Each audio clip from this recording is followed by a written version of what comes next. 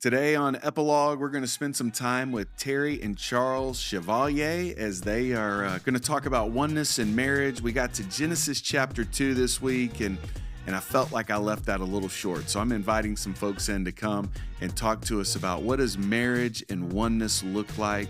And so I hope you enjoy our conversation with Terrie and Charles. Chevaillier, super great to have you joining us for the podcast today. Thank you guys for making some time. Thank you. Yeah. Excited to be here. Cool. Thanks. Thanks for asking us. You bet. You bet. I know you guys can't wait to be on camera and have your voices heard by so many, right? Yeah. Yeah. Love the headphones too. Headphones. They're a nice touch. They're a nice touch. Yeah. So Sunday morning, we're working through Genesis, and we get to Genesis 2, and I feel bad that I didn't talk about marriage as much as I could have, because you have that amazing passage after Eve has been created from the rib or the side of Adam.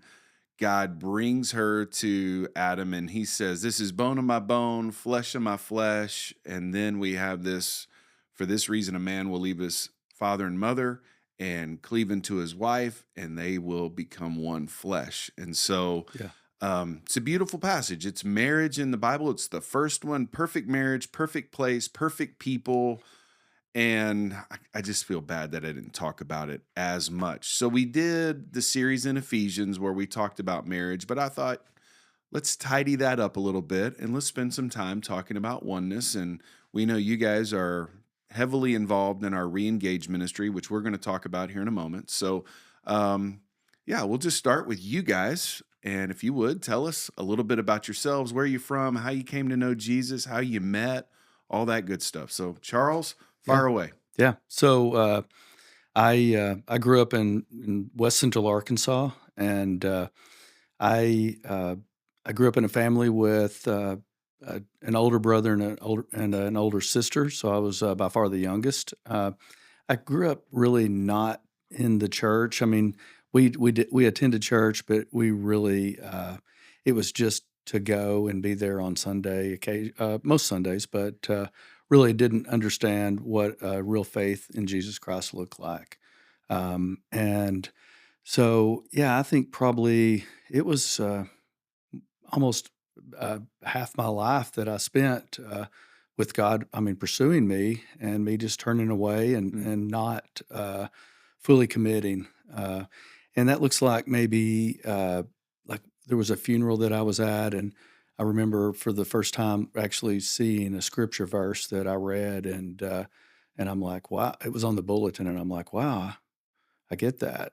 Hmm. And then maybe like, just a movie where I see, what Jesus went through, and then, just God pursuing me in that. And then in 2000 and probably like 2008, 2009, our whole family was baptized together. And it was just awesome to be able to see that. When you say your whole family, you're talking about, So I didn't mention that yet. So we have 3 children. okay. So Yeah, you, so we have Terry, 3 you're boys. Okay, Yeah, gotcha. Cool. yeah. So Where was that at? that was in Dallas. Okay. Yeah. At Watermark? No, it was actually at 121 Community Church. 121. Wow. Yeah. Yeah. Yeah, it was awesome. Cool. Yeah. Awesome. So came to know Christ then. Everybody got baptized. Mhm. It was a family affair. It was a family affair. Love it. Yeah. Cool. Terry, what Yeah. would you say for you? Add to it, like where y'all met and everything, but where are you from and how'd you come to know Yeah. Jesus? And So we're both from Arkansas. I grew up okay. in small towns in Arkansas. And so I was raised going to church, but knew about God, but did not know about Jesus. Hmm. So we plugged along, or I plugged along that way through most of my life. When Charles and I met, we met in Arkansas, just a random place. We were at the same place, same time, Hmm. kind of knew the same people, 10 minutes in the same room. We left. He got my phone number, called me, dated 4 years, got married. We plugged along in our Boom. marriage, like about the first 15 years, just kind of going to church, but, not really walking with Christ. We Hmm. really didn't know what his word said for family, parenting, marriage. So when we moved to Dallas in 2007, I was invited to BSF. And the Yeah. study of Romans came face to face with what it meant to, know Jesus personally. Yeah. Okay, I had no idea necessarily what he did for me and what my sin, brought Yeah. to this relationship. And so I told Charles, I said, we think we know God, but we do not know, Mm. we don't know Jesus. And so it was through that study that he opened my eyes, and everything kind of started from there. So Bible study fellowship. Man, I have that's it. heard that testimony several times. Yes. Good. Man, I love it. Yep. Just studying the word, seeing our sin and who Jesus is. Yeah. I mean, God Yeah. had truly gone before us where we bought our house. On one side of the street was someone that invited me to BSF, and then another side of the street was someone that invited our kids to Sky Ranch.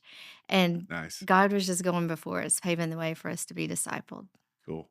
Yeah, and this was like in 2000. We moved there in 2001, so it was 5 or 6 years of God going before us Mhm. and doing that, and then yeah, it wasn't just coincidence in 2007 that Terry was studying Romans and BSF, and the passages all have sinned and fall short of the glory of Mm. God is I mean, it's certainly part of our story. Yeah.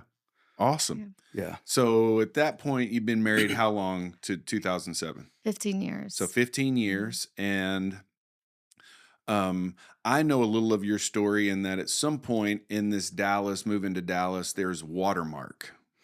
So, and Watermark's a great church in Dallas, North Dallas, and they have these ministries called Reengage, Regeneration.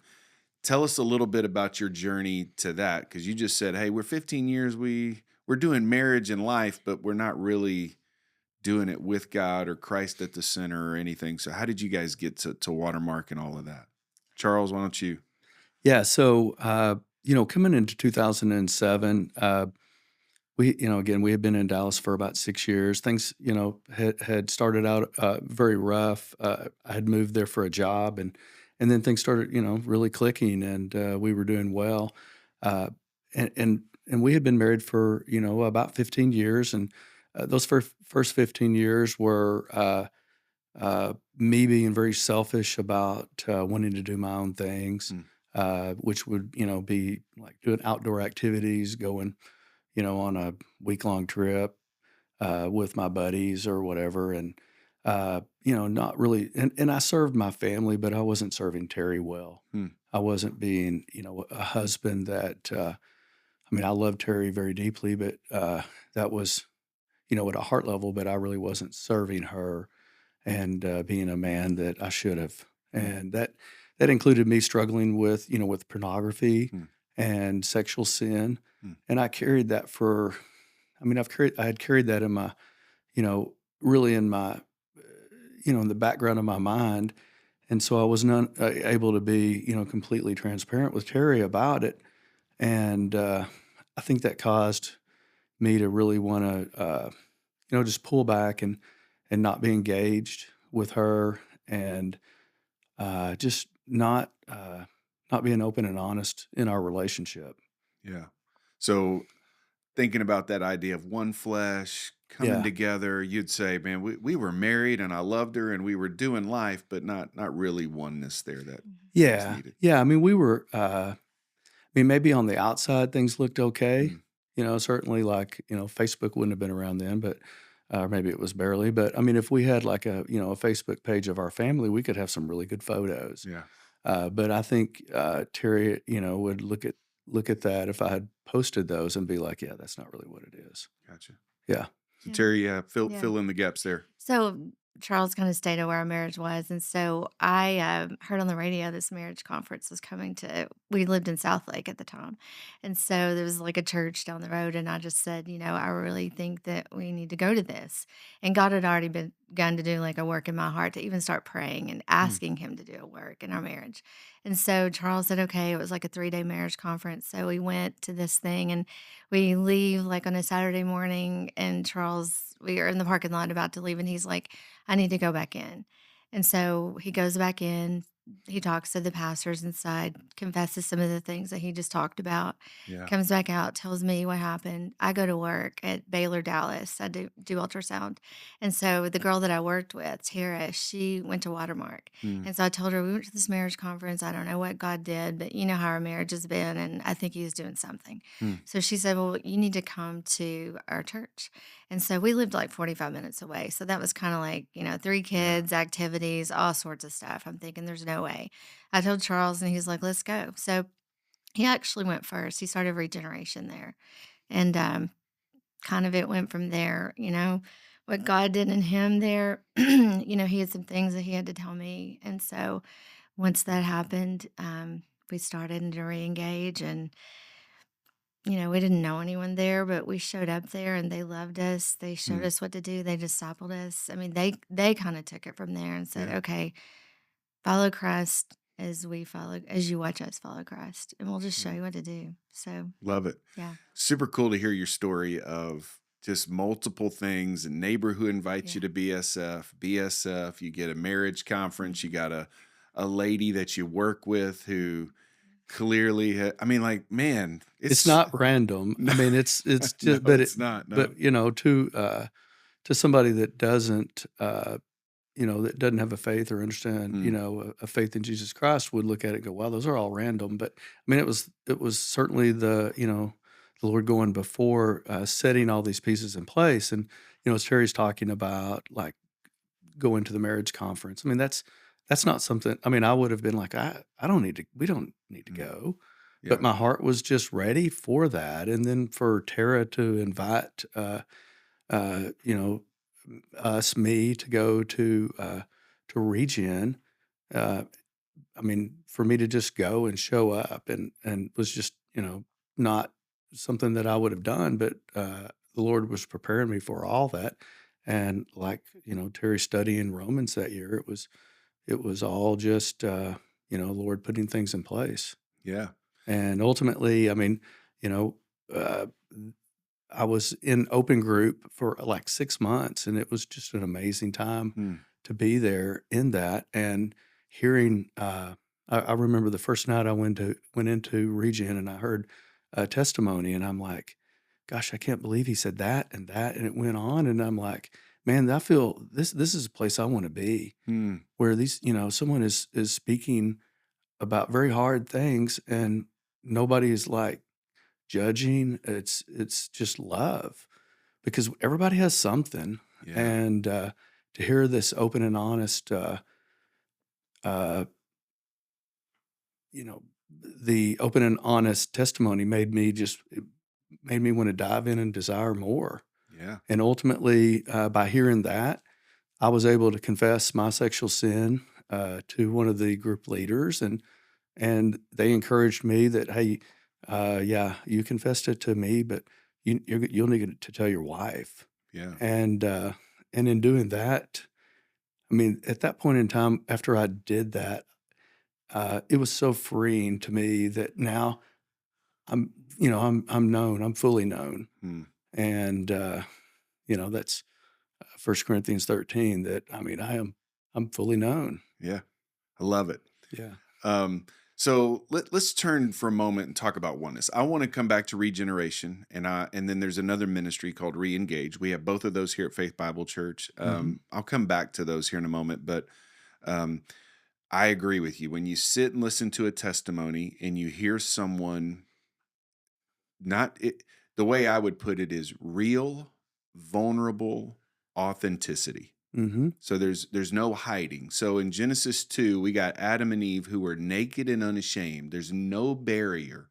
There's no clothing barrier. There's no sin barrier. There's nothing that is hindering. There's an openness and an honestness. And you just said, I came to a point where I confessed and I was known, and there's no barrier between you. Like this is, I mean, obviously there's still sin, and we still have that, but Yeah. as best as it can be on this side of eternity for us to say, man, we are there's no secrets. We're vulnerable. And would you say at that point that was a pretty big turning point in the marriage? I'm sure, Terry, those were incredibly difficult things to hear. I had actually prayed. I knew something was not right in our Mm. marriage, but I didn't know what it was. And so, when God got a hold of my heart, I just started praying, like, I mean, 2, 3 hours a day. Just take the kids to school, go back home, drop, Mm. work out, everything, and just pray. And so this confession was actually an answer to prayer. And so Wow. the confession is what completely just opened the door for oneness. And then God gave me the grace to hear it, actually through another testimony that we had heard previously where this family was had some of the same issues that we had in our marriage, and they're all standing up there together giving a testimony of the goodness of God. So Mm. once everything was in the dark, not, I'm sorry, once everything was in the light Yeah. that had been in the dark, God did a work in us, and it just keeps going. Yeah. No doubt in my mind, this was in one way a great moment, and in another way incredibly hard. Mm, I for mean, sure. I'm sure it's very difficult to share some of these things, or else we would all share them, right? We wouldn't have any secrets. And then in another way, it's great that it's out, but now we got to work through these things now that they've hit the table. Do you agree with that, Charles? Yeah, totally. Yeah. Yeah. And I had to be I had to be prepared that well, I mean, my heart, was that I couldn't hold this in anymore. Mm.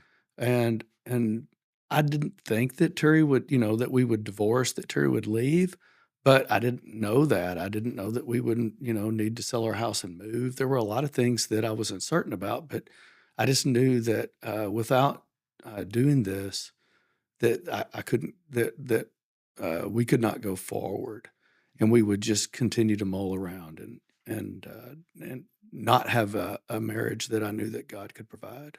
Yeah. Something else I hear as you guys talk about your story is the idea that there's the two of you, and each of you have a relationship with each other, but you also have a relationship with Jesus. And the idea that as you guys get closer to Jesus, you get closer to each other. And so for 15 years, you're doing life together, but there's no real closeness to Christ, and so there's no real closeness with each other. Marriage is okay, but it's not where you want it. And then as a result of some of this vulnerability, marriage conference, coming to know Jesus, confession, would you say your relationships got closer to Christ, and then as a result you were getting closer to each other? Most definitely. I mean, God gave me I had some self-righteousness in my Mm. heart as well, and so as Charles brought his sin to the light, I also went to Regen, and just worked on unforgiveness, bitterness, resentment. I'd been just carrying around Mm. just bitter thoughts, just rehearsing things in my head over and over. And then once all this happened and, I just saw the weight and the scales fall off of Charles, like for me to continue to bring his sin up and just put it before him. Only, it just destroyed us. And it Mm. would just take us like 5 steps back. Yeah. So as I could walk in forgiveness and then he walking in the light, I mean, yes, our relationship just we had, just a completely different marriage that was happening. And then just, ability to start serving together Yeah. is truly also what brought even more oneness. So we try to live like that, just confession, authenticity, continually ongoing. We know when something's off and we Mm. just, this is what's Short going accounts. on. Yeah. Short Yeah, short accounts. accounts, and I mean that's a really good analogy you used as far as I look at it like a pyramid, Mm. and of course with Jesus at the top of the pyramid, and then Terry and I, and then our kids, and then like work, and Yeah. just life down below that, and anytime that pyramid gets out of whack, then things get kind of Yeah. go south. And so, and it doesn't necessarily have to be even us putting kids or work above. I mean, really, it's Jesus needs to be at the top. And I mean, there were times uh, because I mean, our relationship then uh, became new again. I mean, we had been married for 15 plus years, but now we had this new marriage, and I had to be careful to not put Terry above above God even. Mm, And that's not fair for her, of mm, course, and that's not God's best for our marriage. And so I had to make sure and trust God with her that, you know, every day she's probably not going to be okay because she's dealing with a lot of the things that, mm.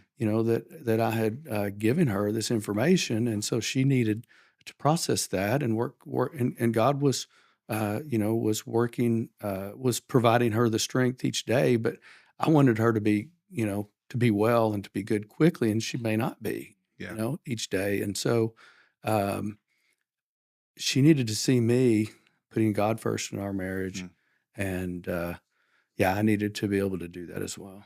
good. So you do re-engage, and then there's you did regeneration, and then I'm assuming you jumped into re-engage, and you guys learned about oneness and how to do that, not just battling your own sinful desires and regeneration, but then coming together and figuring out how to how to live together and have that oneness. And so talk about some of the lessons learned, if you'd say, hey, one or two lessons from re-engage that were really important to us. Terry, what would be the top ones for you? Probably conflict, communication. Mm, That's that was our ditch. It was kinda like, Charles would withdraw, I would pursue. Then when I pursued more, he would escalate, and then I would escalate. And so just learning, like, if there's we don't love tips and tricks, but that communication and conflict lesson in reengage is a tip and mm, trick. yeah. Speaker listener, if we're really in a really bad place if we dig out speaker listener. Charles hates it. It's weird. It's awkward. I'm like trying to take charge of it, but it works. So that's It one of the does. tips and tricks. Everyone loves conflict and communication. I would Yeah. say also sexual intimacy Mm, for me. Just understanding. Sexual intimacy was so broken the first mm, 15 years, and for me to have to learn and understand that it's good. It's God's design. mm, It promotes oneness. And it's flourishing. It's great. It's maybe Charles has more of a need of that than I do, but yet it's a need and it's good, and he mm, leads out in that way. And I just had to learn to follow yeah. because I just did not understand. Yeah. So I would say those two for me were Yeah. amazing. Yeah. Cool. Thanks. What about you, Charles?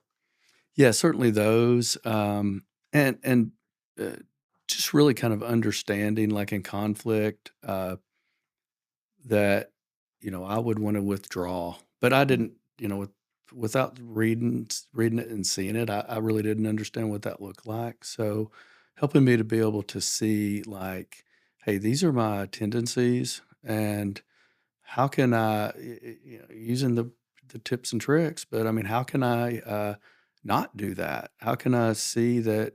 Uh, yeah, God wants me to come back to Terry and us to, if I have something that I need to confess, to bring that forward, and uh, the spiritual intimacy, us being one, mm, and yeah, just seeing that, what is my part in all this? yeah. Thinking through oneness for me, I think about, kind of three big circles. I know there are more, but obviously oneness in Genesis and I believe throughout scriptures it talks about marriage. There is a physical oneness. You talked about the sexual intimacy piece, right? That is that's the easiest way to envision a man and a woman becoming one, like one flesh, right?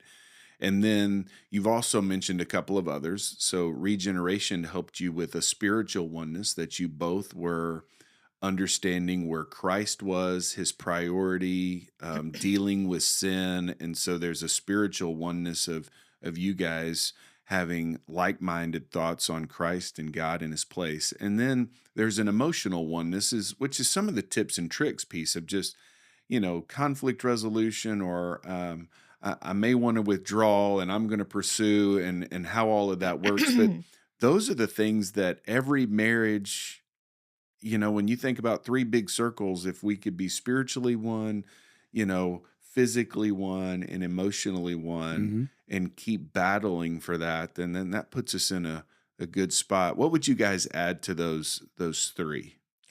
Well, I want to, for emotional intimacy, emotions run higher for me, Mm, obviously, than they do Charles. And he has As I saw him change and become this new creation, he gained this great capacity Mm, to listen to me. And I will highlight that mm, and let that be one of the things that glorifies God the most is mm, his ability to listen when I'm struggling. He'll give me however long it takes, and it is truly a gift. mm. And when he does that, we're emotionally connected, and It's not that cool. I want to take advantage of it in any way, but I know when I know that it's something that's hard for him, but truly that's how he dies to self. And when he lets me just kind of unplug and go at it and just hear it all and not try to fix it, Yeah, it just, we're connected. that's cool. Not try to fix it. Yeah. Oh man, I want to try to fix it. Yeah, I think about like early in our marriage, things that maybe happened that I tried to fix, and yeah, they didn't go well. So yeah, it's really cool to hear Terry say that, and yeah, I mean, for me to process something, I could do it in a paragraph. I could do Mm. it in 20 words or something, and As with most men. yeah, Yeah, yeah. yeah, and but also in this, what where Terry's going with this is it helps me too, Mm, for me to be able to consider, hey, maybe there's more that I need to unpack than just this one paragraph, yeah. and so yeah, and I mean that's that would be the one of the principles. I mean, in reengage, more specifically, in region is like. Um, yeah, I have a new life in Christ, but I'm still living in this world, and Mm, so I still have to deal with hurts that happen or things that I've done, and so I've got to continually be not just on guard, but like yeah, evaluating and searching. Hey, what is going on? And I think that's helped me also in our relationship whenever we are sitting and talking is not just like, hey, it's this is the one thing that Terry is talking about, but potentially there's some underlying things uh, that beyond just this topic, and so not that I'm trying to fix it, but at least it helps me to understand that yeah, I need to stay in this conversation, and yeah, I'm not trying to fix it, but I just want to be I want to be there for her. yeah. Be present. Yeah. Um, as we think through, I love the idea that you're like, hey, tips and tricks are not our favorite, but they can get us to something. And so really what the tip or the trick is it's really to help promote what's underneath it, which may be communication, listening, conflict resolution, whatever.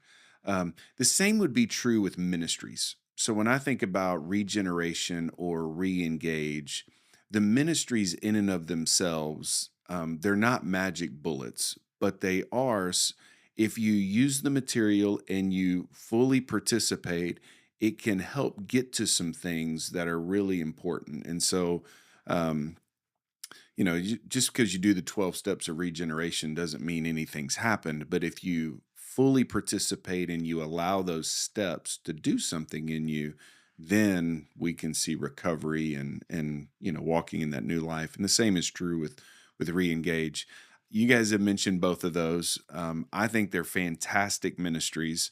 Um, if you were to describe them, if you could give a brief description and say, "Hey, this is why these are important. You ought to jump in and participate." What would your short commercial be? Terry, I'll let you go first. Okay. Well, they're both discipleship programs. Basically, it's just Yeah. discipleship. And so regen would be, looking at your sin, past, present, how it's affected you, how it's affected your relationship with others or Mm, your relationship with God. yeah. And then walking through that and having the ability to see what God says about your sin. And Mm, then agreeing, like, yeah, this was my response. It didn't glorify God. What was the idol I was pursuing? yeah. And then just being able to make amends, have reconciliation, and continue to walk in that way. And as far as with re engage, what we see whenever we were in reengage was we saw couples being real and authentic and honest. Mm, And so that's really what we have a great curriculum to walk through and reengage. But what I see people benefit from probably equal to the curriculum and the scripture and all of that. It's just being able to come in there and hear other people be honest and open and real. And sometimes we'll have couples come in and, they kind of have an expectation of us like, okay, they're the leaders, their marriage is Mm, all together. They just need to tell us what we need to do like right now and then we're going to be okay. But we have to show up there and be like, hey, this week, yeah, God's mm, done a work in us and it was 15 years ago, but like this week, November 1st, 2024, we were arguing about this, mm. and it's just whenever you kind of level the playing field that we're all, a Mm. sanctification journey Yeah. and no one's arrived yet and no one's perfect. That to me is the best beauty of Mm. coming to reengage. Cool. So you've been a participant and now leaders. So Yes. fantastic. Yeah. What would you add to that? Anything? Yeah, I would think, certainly what Terry said, 100% agree. A couple of things that come to mind for me would be that, I mean, for all of those ministries, I mean, everyone can benefit from them. I mean, if, the saying would be in, reengage is, if you come in and you're a 0 on a scale of 1 to 10, a 3 or a 7, I mean, everybody is gonna learn something Mm, and their marriage is they're gonna walk out of there, um, and their marriage is gonna be more healthy. But one of the most important things, that I see with the ministry, and this is what, on the first night whenever we meet with our new couples is we share our story, and in great detail, but, we also, encourage the couples that this time is, it's going to be 15 weeks or, 14, however many weeks it is depending on on the season. But uh, we're going to turn around and man, you're going to be in week 13 and you're going to be like, wow, mm, where did the time go? And so we encourage couples to share authentically as early as possible in the group and don't hold back. Uh, because if they do that, they're not going to be able to get as much out uh, and are going to be at the end going, well, maybe we should go back through. And so it's the quicker and sooner that you're known and fully known is that God can work on your heart and restore your marriage. love it. And as an individual, if I'm going to regen, it's yeah, I mean God can work on my heart and restore me. Yeah. Awesome. Well, thank you guys for all you do with Reengage and how you support our ministries there. Um, yeah, I give you final word, man. As we wrap up this episode, what would you say? If you want to give a final thought about marriage and oneness, what would be your closing arguments, if you will? Charles, I'll let you go first, and then I'll give Okay, Terry the yeah. final one. Well, one of the other ministries I think that I'd want to mention is Merge, which is pre-married Yeah. as well, and we've served in that, and I mean it's so much fun to be a part of it. But I think that gets a couple started on a foundation, and they still may want to go to re-engage later, but yeah, I mean I think it just opens their eyes to hey, this is what marriage looks like, and to me, I think the most important piece would be that we put Jesus Christ first in our Mm, marriage, and and then I have Terry second, and I'm going to have our boys or work or stuff below that, and I think the most important piece is that I have that set in that order. yeah. Anytime outside of that order, man, Doesn't go well. wheels come off the bus. Yeah, that's Yep. good. It's a great thought. Keep Christ in that first spot, and we have ministries to help you do that if you're struggling with it Yeah. now, for sure. It's good. Yeah. Terry, what do you think? As I look back on it, whenever we were going through all this, our kids were like second grade, fifth grade, ninth grade, Mm, busy, sports, baseball. Of course, we wanted academically them to achieve and, be able to have that resume and, get in the college they wanted to get in. yeah. But it took some time. We had to kind of put some things on the side, to work on our marriage. And so, we could have given them all those things, the other things, to set them up for success. But if Charles and I weren't together and we Mm, didn't have a healthy marriage, they would for their life, probably have hurt from that. Yeah. And so one of the things I was saying, just in the Woodlands and young families and people that I meet, it's like we don't have time to do this. Like we've got Mm, this or we've got that, but like put it aside. God mm, takes care of this your kid's story. He takes care of your story. You can trust him with it. You can trust laying one sport down or, mm. asking friends to pick up your kids and take them to small group or take them to sports or practice and just come invest. And your whole family is blessed by that. It's more than you could give them. A good marriage than, Mm. any time on any field or, you Yeah. know, doing any Agreed. kind of academic endeavor. Yeah. Our kids seeing us have healthy marriages and healthy relationships with Mm. Christ is incredibly important. So, Yeah. thank you guys. Thanks for the way you serve with Reengage and Merge and all the ministries you do here. Thank you. And super cool to hear your story as it's progressed and what God's doing in your life. And no doubt people, as they listen to this, will be Mm. incredibly encouraged. So, thank you. Thank you. Thank you. Yeah, you got it. Well, hey, thank you guys for joining us for another episode of Epilogue, and we look forward to doing it again next week.